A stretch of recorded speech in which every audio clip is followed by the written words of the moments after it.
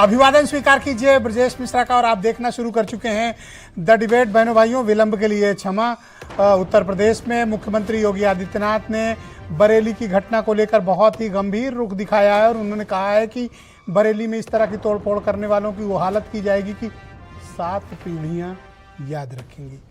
मुख्यमंत्री लगातार 2 दिन से बहुत आक्रामक हैं और वो आरोपियों के खिलाफ बहुत निर्णायक कार्रवाई की बात कर रहे हैं और ये कह रहे हैं कि दंगा करने वाले, माहौल खराब करने वालों को छोड़ा नहीं जाएगा।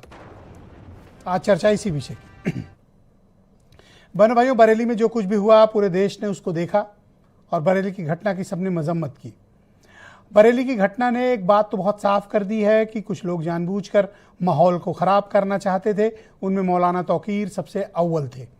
फिलहाल उन्हें गिरफ्तार करके फतेहाबाद की जेल में डाल दिया गया है और तमाम आरोपी भी गिरफ्तार हुए हैं। लेकिन इस अभियान के पीछे के असली मकसद क्या थे? क्या उत्तर प्रदेश के माहौल को ख़राब करना, उत्तर प्रदेश की फ़िज़ा को ख़राब करना, यहाँ के अमन चैन को ख़राब करना, या फिर मकसद कुछ और था?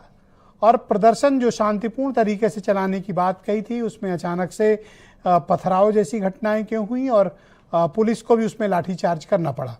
इन सब घटनाओं के पीछे के कारण क्या हैं और क्या इस घटना के बाद से राजनीति में कोई बदलाव आया है?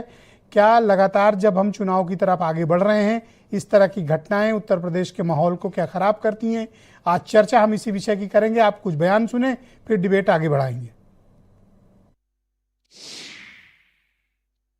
क्या तरीका है? आप सिस्टम को ब्लॉक करना चाहते हैं?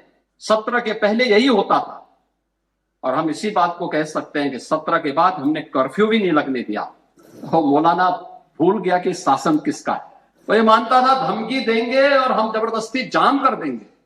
हमने कहा जाम नहीं होगा, कर्फ्यू भी नहीं लगेगा, लेकिन कर्फ्यू का सबक तुम्हें ऐसा सिखा देंगे कि तुम्हारी आने वाली पीढ़ी दंगा करना भूल जाएगी।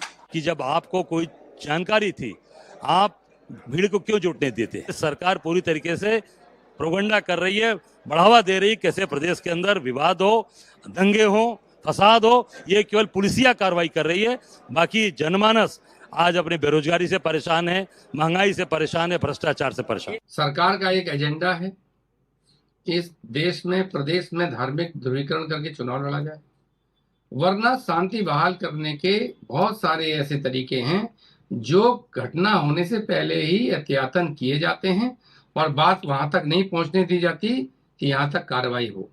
बाकी पुलिस की अपनी थ्योरी है, पुलिस अपनी थ्योरी बनाएगी, अपनी सुविधा से काम करेगी।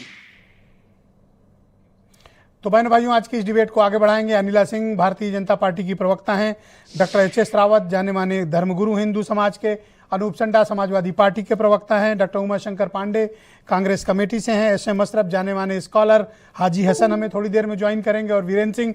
सबसे पहले तो मैं अपने दर्शकों से और आप सबसे क्षमा प्रार्थना करता हूँ कि आज की तकनीकी वजहों से हमें थोड़ा सा विलंब हुआ डिबेट को शुरू करने में। अब इस परिचय